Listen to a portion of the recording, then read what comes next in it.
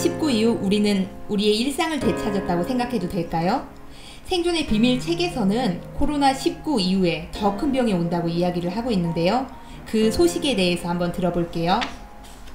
21세기에 들어선 오늘날 박멸하려고 하면 할수록 점점 더 진화하는 미생물 병원체들, 그리하여 전문가들이 최악의 시나리오를 외치는 가운데 인류는 과거 문명의 발전 과정에서 겪어보지 못한 또 다른 차원의 병을 맞이할 수밖에 없는 상황으로 치닫고 있다. 그것은 지난날과는 달리 대자연과 인간 사회, 인간의 마음 등 모든 것이 깊이 병들어 있기 때문이다. 자연과 인간은 하나다. 자연이 건강하면 인간도 건강하고 자연이 병들면 인간 또한 병이 들 수밖에 없다. 물은 만유 생명의 근원이다. 그러므로 천지의 물, 즉 수기가 고갈되면 생명 시스템이 파괴되어 대자연과 인간은 살아남을 수가 없게 된다. 또 전문가들의 예상을 뛰어넘어 지구가 무서운 속도로 뜨거워지면서 곳곳에서 사막화가 급속도로 진행되고 있다. 미래의 전쟁은 물 전쟁이 될 것이며 인류는 마실 물이 없어 온전한 생명을 유지하지 못한 채 언제 죽을지 모르는 위기에 놓인 것이다. 물 부족뿐만 아니라 인간의 행위로 인한 지구촌 생태계 파괴 문제 또한 이미 돌이킬 수 없을 만큼 심각한 지경에 이르렀다. 인간은 결과적으로 안정된 생태학적 보금자리에서 자기 자신을 내쫓는 위험한 일을 저질러 온 것이다. 생태학자들은 현재를 생물의 대량 멸종 위기 상황으로 규정한다. 구테르 유엔 사무총장은 기후변화는 오늘날 인류가 직면한 가장 중요한 문제이며 우리는 경주에서 지고 있다. 기후변화는 우리보다 더 빠르게 진행되고 있다. 날이 갈수록 더 악화되고 있다고 경고했다. 또한 영국 옥스퍼드 사전은 2019년 올해의 단어로 기후비상사태를 선정했다.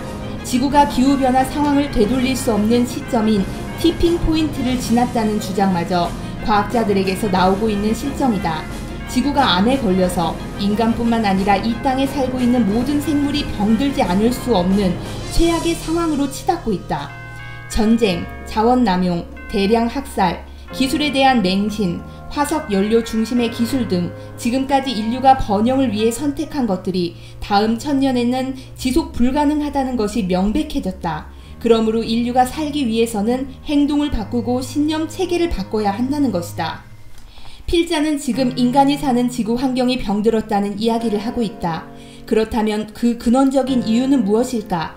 바로 천지가 삐뚤어져 있기 때문이다. 지축이 23.5도 기울어진 채 타원형 궤도로 돌아가고 있기 때문이라는 말이다. 그로 인해 하늘과 땅의 상극의 질서가 들어오고 부조화된 상태에서 지구촌 환경이 파괴되는 것이다. 인간은 생리적으로나 문화적으로나 욕구를 충족하기 위해 살아간다. 하고 싶은 일을 하지 못하면 울분이 쌓이게 되고 심하면 마침내 큰 병을 이루게 된다. 영혼의 상처와 원한이 대병란을 일으키는 주요 원인이 되는 것이다. 현대 문명이 저지른 생태계 파괴와 환경오염, 그리고 그 어느 때보다 심각한 인간 마음의 병 때문에 지구촌은 인류가 이제껏 경험하지 못한 큰 병이 일어날 수 있는 최적의 환경이 조성되고 있다. 앞으로는 이 병의 위세는 과연 어떠할 것인가? 도전을 보면 이러한 내용이 나와 있다. 이 뒤에 괴질병이 엄습하여 온 세계를 덮으리니 자던 사람은 누운 자리에서 일어나지 못하고 죽고 앉은 자는 그 자리를 옮기지 못하고 죽고 행인은 길 위에 엎어져 죽을 때가 있을지니 지척이 곧 천리니라. 각 분야의 전문가들은 이구동성으로 오늘의 인류가 처한 위기를 현대 문명의 총체적 붕괴와 새로운 문명의 출발점으로 진단하고 있는 이때 우리에게는 다가올 병의 대세에 대해 깨어있는 눈으로 지켜보려는 자세가 무엇보다 중요하다. 그런데 놀랍게도 수천 년 전부터 다가올 질병 대란의 소식을 전해준 사람들이 있었다. 그들이 전한 소식을 구체적으로 하나씩 살펴보면서 인류의 미래를 가늠해보자. 일찍이 석가부처는 장차 오는 대병란에 대해 한 소식을 전했다. 미륵 성전을 보면 이러한 내용이 나온다. 사람의 수명이 10세가 되는 때 10세 정명에는 큰 기근겁, 큰 질병겁, 큰 도병겁의 이른바 3대가 일어나며 인종이 거의 없어지다시피 하는데 그 병은 바로 귀신이 죽이는 병이라는 것이다. 그리고 이러한 병이 오는 때를 석가부처는 말법 시대라 하였다. 그렇다면 불교에서 전한 병난 소식을 기독교에서는 어떻게 전하였는가? 그 뒤에는 저승이 따르고 있었다. 그들에게는 땅의 4분의 1에 대한 권한이 주어졌으니 곧 칼과 굶주림과 역병과 땅의 짐승들로 사람을 죽이는 권한이다. 그런데 도교에서는 앞으로 질병 대란이 도의 근원인 하늘 땅 대자연의 문제 때문에 온다는 것이다. 하늘이 인간과 만물을 낳고 죽이는 것은 천도의 이치이니라. 이렇듯 불교와 기독교와 도교는 각기 다른 언어로 표현하였지만 내내 대병란이 일어난다는 한 소식을 전했던 것이다. 노스트라다무스는 백시선에서 장차 일어날 질병 대란의 참상에 대해 이렇게 말했다. 무서운 전쟁이 서양에서 준비되면 다음 해에 돌림병이 찾아오리라. 그들의 거대한 도시는 치명적인 질병으로 오염되리라. 너무도 두려워하리라. 젊은이도 늙은이도 동물도. 질병과 기아와 전쟁에 의한 죽음, 세기는 새로운 변혁에 다가서리라. 그리고 아들에게 보내는 편지에서 사랑하는 아들 세자르에게 이렇게 전하였다. 이제 죽음의 검이 우리에게 다가오고 있다.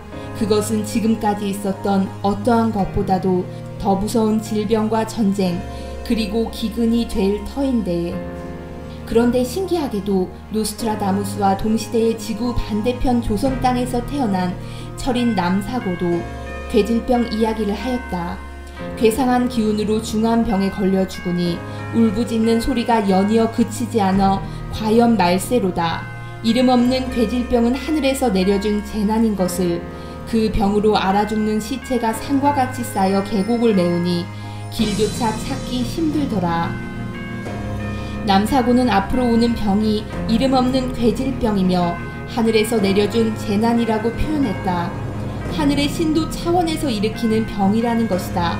불교에서 말한 바와 같이 귀신이 잡아가는 병이라는 말이다. 불이 만길에 퍼져 있으니 사람의 흔적을 멸하였고 작은 머리에 다리가 없는 귀신 신장들이 날아다니며 불을 떨어뜨리니 조상이 천이 있어도 자손은 겨우 하나 사는 비참한 운수로다. 세상 사람들이 그때를 알지 못하여 많이도 죽고 귀신도 덩달아 많이 죽는구나. 호는 떠나가니 이제까지 살아온 인생이 한심스럽도다. 한편 세르비아의 크림나의 양측이었던 미타르 타라빅, 그가 죽은 후 조카 밀로스 타라빅이 20세기와 21세기에 발생할 세 차례 세계대전을 정확히 묘사하고 지구온난화 현상까지 언급하였다. 그리고 앞으로 닥칠 병난에 대해서는 이렇게 전하였다. 전 세계에 이상한 병이 돌지만 아무도 치료약을 만들지 못할 거예요. 모든 이들이 나는 알아, 나는 알아. 왜냐면 나는 배웠고 똑똑하기 때문이야 라고 말하지만 아무도 어느 것도 모를 거예요. 사람들은 머리를 싸매고 연구하겠지만 정확한 치료법은 개발하지 못할 거예요. 그들 주변에서도 내부에서도 정확한 치료법이란 신의 손길일 것이기 때문이에요. 성자들이나 영지자들은 모두 괴질병이 구체적으로 무엇 때문에 일어나게 되는지, 그 결과는 무엇인지, 그리고 인류 문명사에 어떤 의미가 있는지에 대해서는 상세히 밝혀주지 못하였다. 유불선 성자와 철인들이 전한 우주 질서가 바뀌는 병난에 대해 보다 구체적인 한 소식이 전해졌으니 바로 150년 전 동방의 이 땅에서 태동된 동학에 의해서였다. 아동방 3년 괴질 죽을 염려 있을 소냐. 12제국 괴질운수 다시개벽 아닐런가. 수우는 모든 성자와 영능력자들이 전한 앞으로 지금까지 인류사를 괴롭혀온 질병과는 성격이 전혀 다른 3년 괴질이 일어나며 그로 인해 인류가 쳐넘어갈 때 다시 개벽이 온다는 소식을 전했다. 하지만 수운의 메시지에도 한계가 있다. 개벽에 대해 구체적인 가르침을 전하지 못한 것이다. 즉 개벽이 어떻게 오며 왜 괴질운수가 열리는 것인지를 정확하게 밝히지 못했다. 최후까지 살아남는 사람은 가장 힘센 사람이나 영리한 사람이 아니라 변화에 가장 민감한 사람이다 라는 다윈의 말이 있다. 앞으로 다시개벽으로 닥쳐올 인간과 괴질과의 전면전, 이것은 어쩌면 준비한 자와 그렇지 않은 자의 생사의 갈림길이 될지도 모른다. 당신은 그리고 우리는 그 전쟁에 얼마나 철저하게 대비하고 있는가?